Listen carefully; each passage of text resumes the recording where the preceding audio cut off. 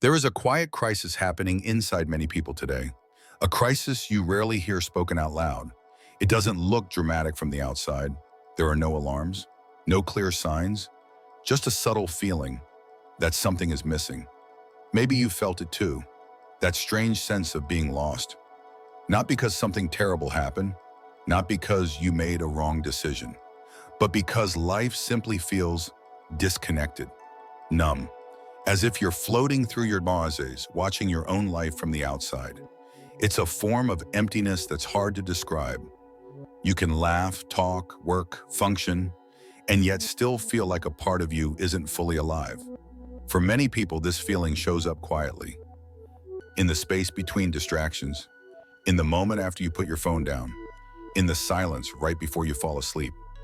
It's that small voice that whispers, "Why does everything feel so flat?" This is the silent crisis of modern life, and it's far more common today than ever before. We live in a world that demands constant motion, constant productivity, constant stimulation. But beneath all that noise, there is a growing spiritual and psychological hunger, a craving for meaning, for direction, for a sense of who we truly are. Many people feel lost because the world around them moves faster than their inner world can keep up with. Every day, we're pulled in 100 different directions: notifications, expectations, comparisons. And slowly, without noticing it, we drift away from ourselves. Most people don't wake up one day and suddenly feel empty. It happens gradually. A slow erosion of purpose, a quiet fading of connection, one small moment at a time. The result is a strange sensation. You're alive, but not fully living. You're present, but not really here. You're surrounded by possibilities, yet everything feels strangely pointless. And the most painful part is this: you might not know why you feel this way.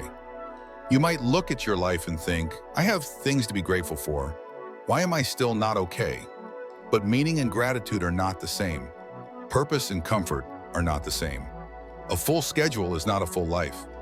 The silent crisis is not about failure. It's not about weakness. It's about disconnection from yourself, from your values, from the deeper layers of your identity. In the past, life was slower. People had clearer structures, clearer roles, clearer beliefs. Today, everything is open, everything is flexible, everything is possible. And paradoxically, that freedom can feel overwhelming. This chapter sets the foundation for what's ahead. Because to understand why so many people feel lost, we have to first acknowledge the truth. You're not broken. You're not alone. You're not behind in life. You're experiencing a crisis of meaning, one that many people silently carry. And this journey is about learning how to find yourself again. If you feel lost, there is a reason. Modern life creates the perfect conditions for a crisis of meaning. Not because life is harder than before, but because it's emptier in ways we don't immediately see. For most of human history, meaning wasn't something you searched for. It was something you inherited. Your community gave you a role. Your family gave you identity. Your environment gave you purpose. You didn't have to ask, "Who am I?" Life answered the question for you, but today, those structures have disappeared. You're expected to create your own identity, build your own path, choose your own direction. And at first, that sounds empowering. But in reality, it can feel overwhelming. Because when everything is possible, nothing feels solid. We live in a world that tells you to always be more successful, more productive, more impressive, more visible. And over time, these expectations exhaust you, not physically, but spiritually, meaning used to come from connection. Now it gets lost in comparison. You compare your life to people online. You compare your progress to others your age. You compare your worth to standards no human can maintain. And slowly you stop asking, "What do I want?" and start asking, "What do others expect from me?" This is where emptiness begins, not with failure, but with misalignment. You start living a life that looks good on the outside, but feels hollow on the inside. Modern life also bombards you with constant stimulation. Any moment of discomfort can be filled instantly. Scrolling, watching, listening, refreshing. And at first it feels like a relief. But in the long term, it disconnects you from yourself. Because meaning grows in silence. Purpose grows in stillness. Insight grows in discomfort. And when every quiet moment is replaced with noise, your inner voice disappears. This is why so many people feel lost today. Not because they lack potential, not because they lack intelligence, but because they lack space to hear themselves. And there's another piece to the puzzle. We remove the external sources of meaning, but we never replace them with internal ones. So people drift, they work, they earn, they survive, but they don't feel a deeper why behind any of it. And without a why, life becomes a sequence of tasks instead of a story. The truth is simple. Humans are not meant to live by speed alone. We're meant to live by meaning. We're meant to feel connected to something bigger than our problems, bigger than our routines, bigger than the endless cycle of productivity. So if you feel empty, it isn't personal, it's structural. It's the natural result of a world that gives you every option, except the one thing you actually need, a clear sense of purpose. But that's what this journey is about. Rebuilding meaning from the inside, slowly, mindfully, one realization at a time. Feeling lost isn't a random emotion. It has a structure, a psychology, and a meaning of its own. It appears when the world outside you grows louder and the world inside you goes unheard. Psychologists describe this state as existential disorientation. It happens when your life continues to move forward, but your identity stays behind. You're growing older, but not necessarily growing deeper. You're doing more, but feeling less. You're achieving small goals, but not discovering yourself. And this creates a quiet inner conflict. Part of you is living, and part of you is searching. The human mind needs three things to feel grounded: a sense of direction, a sense of belonging, and a sense of meaning. When any of these three disappear, emptiness follows. But when all three fade at once, you feel lost. For many people, this happens in subtle ways. You start questioning the path you're on. You lose motivation for things that used to excite you. You stop recognizing the person you are becoming. You feel disconnected from your emotions, as if they're happening behind glass. You look at your life, and it feels distant, almost like someone else's story. This is not failure. This is your mind signaling that something deeper needs attention. In Jungian psychology, this feeling is a symptom of ego fatigue. It's what happens when the version of you that you present to the world no longer matches the version of you that exists inside. Your outer life and inner life stop agreeing with each other, and your psyche responds with a quiet but powerful message. This is not who I truly am.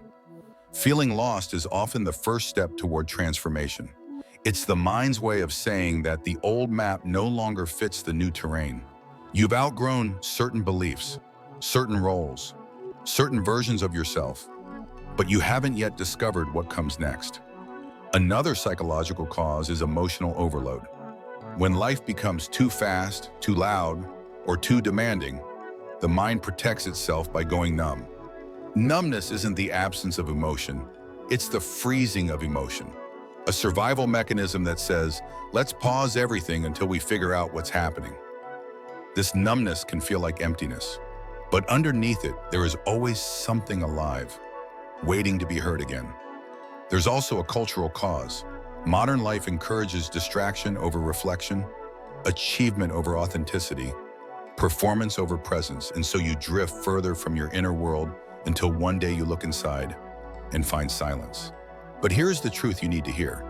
Feeling lost is not the end of your story. It is the moment your story begins to shift.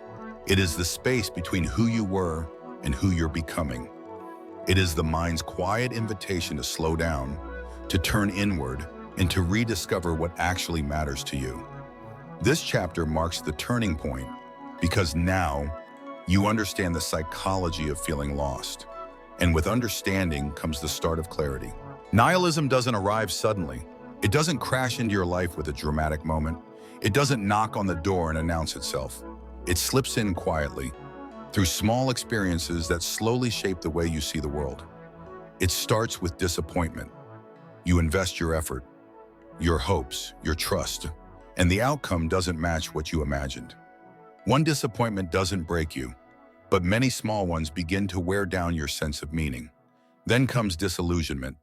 You notice the gap between what people say and what they actually do. The gap between what society promises and what it delivers. The gap between the life you expected and the one you are living. This is where a subtle thought appears. Maybe nothing really matters. Not in a dramatic way, but in a tired way. A quiet withdrawal from things that once felt important. Nihilism also grows when you suppress your emotions, when sadness is pushed aside, when anger is ignored, when longing is numbed. Eventually you lose touch with what moves you, and without emotional depth, meaning becomes harder to feel. Life becomes a series of routines instead of a source of connection. Another door nihilism walks through is comparison. You look at others and feel behind. You see people accomplishing more, living more, becoming more, and suddenly your own path feels smaller, less significant. You start believing that if you're not doing something extraordinary, then maybe your life has no value at all. This is a lie, but it's a powerful one, and many people fall into it without noticing. Nihilism also appears when you're constantly overstimulated, when your mind is flooded with information, news, opinions, noise. At some point you stop caring, not because you don't have the capacity to care, but because your mind reaches its limit. Overstimulation creates emotional exhaustion, and emotional exhaustion creates a sense of emptiness, not because meaning doesn't exist, but because you're too drained to feel it. But here is the most important part. Nihilism is rarely about the world. It's about disconnection from yourself. It's the result of living too fast, caring too much, pretending too often, and feeling too little. It's a defensive shield, a way to avoid disappointment, a way to protect yourself from pain. If nothing matters, then you can't get hurt. You can't fail. You can't lose. But the cost of that protection is that you stop feeling alive. Nihilism is not the truth. It is a response to overwhelm, a response to emptiness, a response to a world that pressures you to keep moving even when your inner world is asking you to pause. Understanding this is the first step to healing it, because when you see where nihilism comes from, you also see that it is not a permanent state. It is a signal, a sign that you're ready to search for something deeper. One of the biggest misconceptions about life is the idea that meaning is something you discover, as if it's hidden somewhere out in the world, as if one day you'll stumble across it, like a lost object. But meaning doesn't work that way. Meaning isn't found. Meaning is built. Humans create meaning through connection, through effort, through intention, through the things we choose to care about. Meaning grows from small actions, not grand revelations. Think about relationships. You don't wake up one day and instantly feel deep love. It builds slowly, through shared experiences, through consistency, through showing up. Meaning works the same way. The reason so many people feel lost is because they expect meaning to appear first before taking action. But in reality, action creates meaning. Commitment creates meaning. Showing up creates meaning, not the other way around. Your mind begins to anchor itself when you give it something steady to hold on to. It could be a purpose, a practice, a craft, a connection, a responsibility, a dream. Anything that gives your inner world a sense of direction. But the key is this: meaning grows in depth, not in width. It comes from investing deeply in a few things, not spreading yourself thin across everything. Modern life encourages the opposite. It pushes you to chase endless possibilities, endless options, endless goals. But when everything matters a little, nothing matters deeply. To build meaning, you must slow down, choose intentionally, commit patiently, and allow time to do its work. Another truth is this: meaning is created when you align your actions with your values, not other people's expectations, not what society labels as success, not what looks impressive from the outside. Inner peace comes from inner alignment. You feel grounded when what you do matches who you are, when your choices reflect your authentic self, when your life becomes an expression of your truth. This is why meaningless routines feel suffocating, and why meaningful ones feel energizing. Meaning isn't about excitement, it's about coherence. Meaning also grows from responsibility, not the burdensome kind, but the kind that makes you feel needed by life itself. When someone counts on you, when your presence matters, when your actions have weight. Responsibility creates meaning because it anchors you to something larger than yourself. Finally, meaning grows from contribution. Humans feel most alive when they give something to the world. A skill, a kindness, a creation, a story, a piece of themselves. When your existence touches the life of another, you feel connected to something bigger, something human, something real. Meaning isn't a treasure that waits to be found. It is a garden that grows because you tend to it, patiently, gently, intentionally. And over time, you realize something powerful. You weren't searching for meaning. You were searching for yourself. When life feels empty, the natural instinct is to search outward. You look for answers in people, in work, in achievements, in distractions. You hope something external will restore the spark you've lost, but the truth is simple. You cannot reconnect with life until you reconnect with yourself.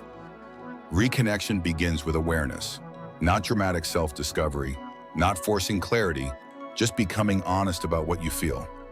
Many people move through life on autopilot, never pausing to check in with their inner world. But the moment you begin observing yourself, your mind slowly starts to wake up again. It can be as simple as asking, what am I actually feeling right now? Not what you think you should feel, but what's genuinely there. Most people avoid this question because the answer can be uncomfortable. Loneliness, dissatisfaction, fear, uncertainty.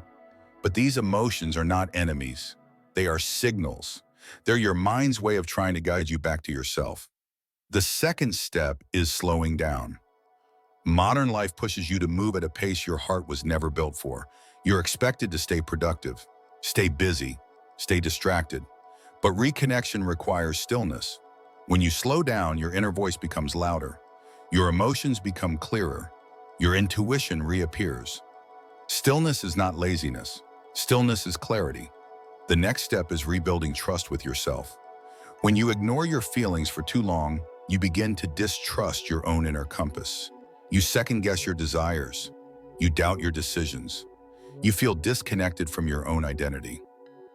Rebuilding trust happens through small promises, small acts of showing up for yourself, completing something simple, keeping one commitment, moving one step closer to something you care about. These small actions send a message inward. I am here. I'm listening. Reconnection also requires honesty, not the harsh, critical kind, but gentle honesty. Honesty about what you want, honesty about who you've become, honesty about what's no longer fulfilling. Many people stay lost because they're afraid to admit that the life they built doesn't reflect who they are anymore. But honesty is the doorway to alignment. Another part of reconnection is rediscovering what gives you energy, not what impresses others, not what earns approval, but what makes you feel alive. Meaningful work, creative expression, deep conversation, solitude, nature, movement, routines that create peace instead of pressure. When you engage with these things, your inner world starts to expand again. You begin to feel depth where there was numbness. You begin to feel presence where there was emptiness. Finally, reconnection means accepting that you are evolving. You're not supposed to stay the same person forever. Feeling lost is often a sign of growth, a sign that your old identity is fading and a new one is trying to emerge. Reconnecting with yourself is not a one-time event. It's a gentle, ongoing process of returning home, again and again, to the most honest parts of who you are. Once you begin reconnecting with yourself, a new question naturally appears. How do I build a life that actually feels meaningful? Not a life that looks impressive from the outside. Not a life shaped by pressure or comparison. A life that aligns with who you truly are. Purpose doesn't start with answers. Purpose starts with direction. A gentle, internal pull towards something that feels right. Not perfect, just right enough to begin. The first step is defining what matters to you. Not what you were taught to value. Not what society rewards. But what creates a sense of aliveness in you. It might be creativity, connection, learning, service, growth, nature, quietness, or simply living in a way that feels honest. Purpose grows from the things that energize your inner world rather than drain it. The second step is designing your life around meaning instead of forcing meaning into your life. Most people try to fit purpose into the small leftover spaces between obligations and distractions. But meaning needs time, space, attention. It needs to be woven into your routines so your daily life starts to reflect your deeper values. This doesn't require dramatic changes. Purpose is built through consistency, not intensity. Small habits that align with who you want to become slowly reshape your identity. Another key step is embracing depth over speed. Modern life teaches you to rush, to multitask, to constantly move on to the next thing. But purpose reveals itself when you immerse yourself fully into one meaningful direction. When you allow yourself to master something, commit to something, care deeply about something, depth creates fulfillment, speed creates emptiness. The next step is to accept that purpose evolves. You don't need to find a single lifelong mission. You don't need a dramatic revelation. Purpose shifts as you grow. It changes as you change. Your job is not to lock it in. Your job is to follow it, to let it unfold naturally.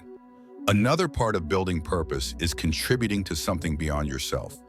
Humans feel most alive when they feel interconnected, when their actions positively affect someone else, when their presence matters to the world around them. This doesn't have to be grand or extraordinary. A small act of kindness, a piece of art, a helpful idea, a meaningful conversation. Purpose grows whenever your existence makes someone else's life even slightly better. And finally, purpose requires patience. You won't feel inspired every day. You won't have clarity every day. But if you continue showing up for the things that matter, your life will gradually take shape, not through force, but through alignment. A purposeful life is not built by chasing meaning. It's built by living truthfully, by honoring what feels real, by taking small steps in the direction that feels right, again and again. Because purpose isn't something you wait for. Purpose is something you build with every honest choice you make. Meaning doesn't return all at once. It doesn't arrive with a dramatic moment. It doesn't appear like a sudden burst of clarity. It comes back quietly, in small pieces, the same way it once faded. It shows up in a single honest moment, in a pause where you finally feel your own emotions, in a simple action that aligns with who you want to be, in the steady rhythm of reconnecting with yourself. Meaning doesn't come from the world changing. It comes from you changing, slowly, gently, intentionally. The return of meaning begins when you stop searching for the perfect purpose and start noticing the small things that give your life warmth. A peaceful morning, a conversation that feels real, a moment of creativity, a quiet walk where you hear your own thoughts again, a choice you make because it feels true to you. These small moments are not insignificant. They are seeds, and when you nurture them, they grow. Meaning also returns when you stop forcing your life to move in a straight line. You accept that your path has twists, pauses, and seasons. Not every season is about growth. Some seasons are about reflection. Some are about healing. Some are about rebuilding. And each of these is necessary. When you stop judging yourself for being lost, you create space to be found. There is a shift that happens when you finally let yourself be human, when you allow uncertainty without panic, when you allow sadness without shame, when you allow desire without guilt. In that space of acceptance, your inner world starts to breathe again, and where there is breath, meaning begins to return. Meaning also comes back when you reconnect with others, not through comparison, but through presence. When you share honestly, when you listen deeply, when you let yourself be seen, even in small ways. Human connection has always been one of the strongest sources of purpose. But perhaps the most important part is this. Meaning returns when you choose to live with intention rather than out of habit. You begin doing things because they matter to you, not because they are expected, not because they impress, not because they distract. You begin building a life that reflects your inner truth, a life with coherence, a life with depth, a life with soul. And slowly you start to feel it, a sense of direction, a soft pull forward, a quiet confidence. Not loud, but steady. The return of meaning is not a miracle. It is a process, a practice, a relationship you rebuild with yourself. You may not know every step ahead. You may not have every answer, but you're no longer drifting. You're no longer numb. You're no longer disconnected. You are present. You are aware. You are becoming whole again. And in that quiet transformation, you discover something profound. You were never truly lost. You were simply on your way back to yourself.